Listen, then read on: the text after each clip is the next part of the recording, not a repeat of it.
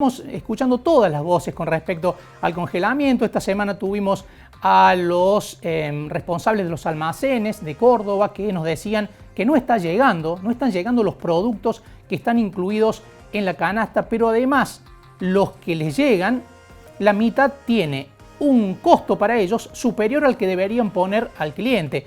Ese es un problema que el gobierno nacional está tratando de solucionar porque el precio debería ser el mismo, tanto en las grandes cadenas de supermercados como en los almacenes de barrio y en los comercios de cercanía. Vamos a seguir analizando este tema. Estamos en comunicación con Juan Valerdi, economista. ¿Qué tal, Juan? Buen mediodía.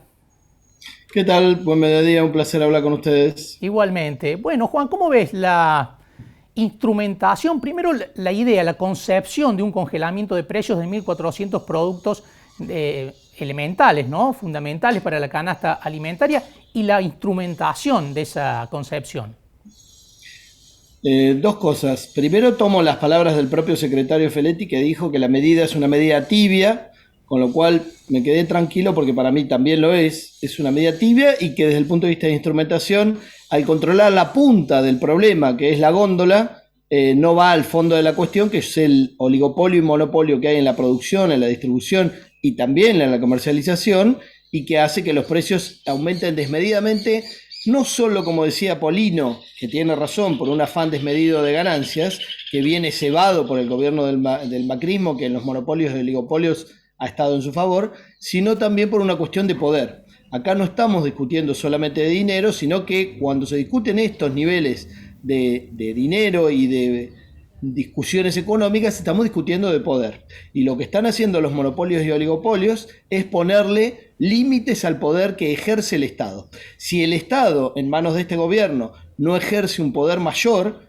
en el control de cómo se hacen los precios, cuánto se gana en la cadena, en la producción y demás, entonces van a ganar, y cuando ganen, los que van a sufrir no va a ser el gobierno, sino que va a ser la gente. Obviamente eso va a tener repercusiones negativas para el gobierno, pero la que va a terminar pagando fortunas por los alimentos es la gente. La excusa puede ser el dólar ilegal, la suba de precios internacionales, la logística, China, el granizo, la sequía o la inundación. Siempre va a haber una excusa. El problema es que en los países importantes se le pone coto a los monopolios y oligopolios. Si no ponemos competencia verdadera a través de fomentar a las pymes, no vamos a tener ninguna solución de verdad en esto. Bueno, hoy Rodríguez Larreta dijo que una de las soluciones a la inflación es fomentar la competencia. ¿Te sorprendió esa declaración?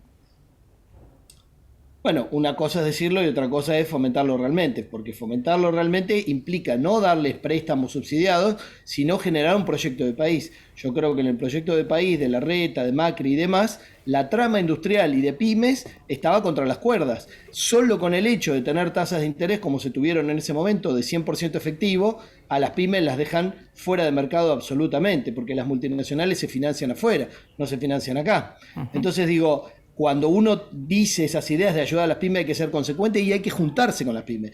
No hay que tener proyectos iluminados, que incluso algunos ministros de este gobierno los tienen, y que tienen absoluta desconexión con lo que es la realidad de los cientos de miles de pymes, que son los que dan empleo y que son los que podrían desarrollar la Argentina realmente, ¿no? La respuesta en general de los economistas ha sido que los controles, los congelamientos en Argentina nunca funcionaron. El otro día veía una entrevista en la que participabas y vos planteabas un dato que es cierto que se conoce poco en Argentina.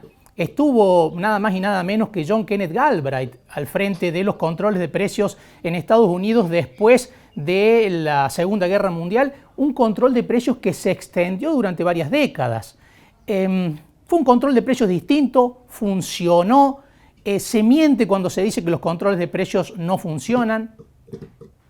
Se miente cuando se dice que los controles de precios no funcionan. Ahora, obviamente, si lo único que haces como control de precios es sacar una lista de 1.400 precios, que no son 1.400 productos, porque solo aceite de cocina tenés 65 líneas, 65 precios, porque hay distintas presentaciones, marcas y demás. Entonces, no son 1.400 productos. No está la mayoría de los productos de la canasta básica alimentaria, que es la que define la indigencia, porque la mayoría son frescos y no están en esa lista.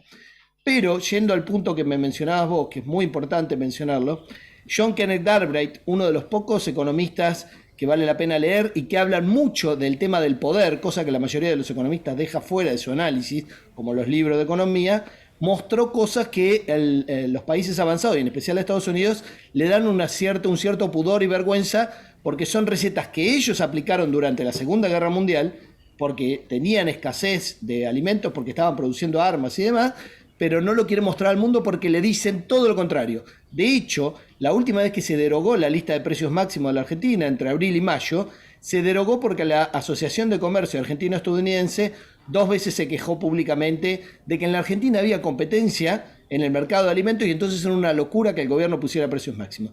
La segunda vez que se quejaron, a la semana Culfas derogó la ley de la lista de precios máximos. Entonces digo, si estamos haciendo de cuenta que existen precios máximos y los países centrales han puesto precios máximos, pero también un análisis de toda la cadena, y en Estados Unidos si hay un monopolio o un oligopolio que afecta al precio de los alimentos, lo van a desmantelar, como ya lo han hecho, porque allá sí hay una defensa de la competencia y antimonopolio efectiva, como en Alemania, como en Japón, como en Inglaterra.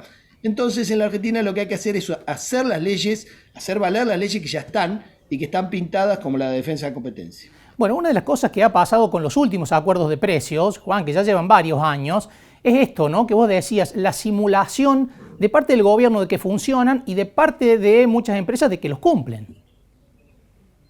Bueno, acá las empresas arrancaron diciendo no lo voy a cumplir, no me voy a sentar.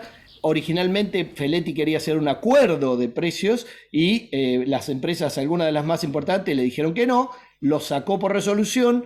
Pero evidentemente no hay una voluntad de hacerlo cumplir, porque si vos tenés una voluntad de hacerlo cumplir, lo primero que tenés que hacer es hacerlo controlar. ¿Y cómo vas a hacer para controlar millones de puntos de venta en el país? Bueno, tenés que poner a millones de personas con herramientas simples para que puedan controlarlo. Una aplicación de un celular que unos programadores bien pagos, que el gobierno debe tener muchos, en un fin de semana la hacen, porque es muy simple, que te diga el código de barras que está ahí en la lista que emitió Feletti, y que diga cuál es la descripción y el precio que tiene que tener. Y si no lo tiene, le cargas ahí el precio que tiene y el lugar donde está te lo toma por geoposicionamiento. Esa estupidez no la han hecho.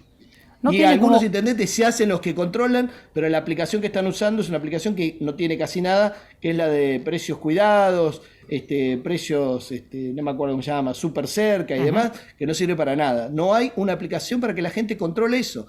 Puede ser porque saben que no se está respetando, o puede ser porque una vez que sabes lo que tenés que hacer y no lo haces, estás peor que antes. Dice muchos dicen que, principalmente las empresas, que esto va a derivar en desabastecimiento. El desabastecimiento es una de las formas de castigar a alguien que te pone restricciones a tu poder, que es lo que hablamos desde el principio, y es otra de las formas de extorsionar al gobierno para hacer de cuenta que mediáticamente se acompaña que estamos en Venezuela, que estamos en Cuba, lo que sea, que falta papel higiénico o que falta, como en algún momento del kirchnerismo dijeron, los vasos de Starbucks. Entonces digo, a mí no me preocupa el desabastecimiento porque hay una ley de abastecimiento que castiga el no cumplimiento, que castiga la no producción y la no distribución. Ahora, si el gobierno no tiene voluntad política y Feletti no tiene voluntad política de ir al choque con el que genere desabastecimiento adrede, entonces estamos en problemas. Si ponemos un control de precios y no sancionamos al que desabastece, va a ser el peor de los mundos. Juan, muchísimas gracias por estos minutos con mensaje directo. Ha sido un gusto. Por favor, un placer y hasta la próxima. Juan Valerdi, economista, docente universitario, diciendo que los controles de precios, los congelamientos como el que ha lanzado el gobierno, funcionan, dice él, siempre y cuando no se hagan como se ha hecho ahora, de parte del gobierno nacional, que también lo hablamos con Polino, solamente enfocado en el final de la cadena.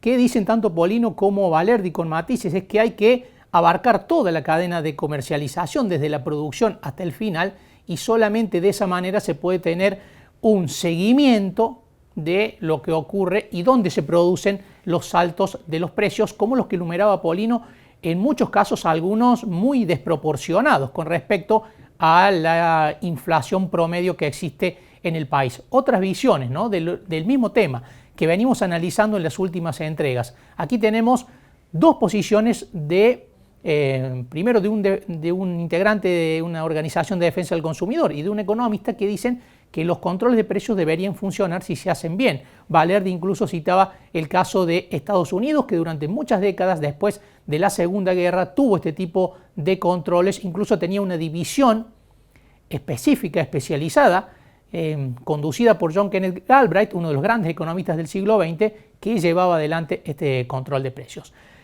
En un rato volvemos y vamos a hablar de la ley que se aprobó anoche después de un extensísimo debate en el Congreso de la Nación, la ley de etiquetado frontal de alimentos. Ya volvemos.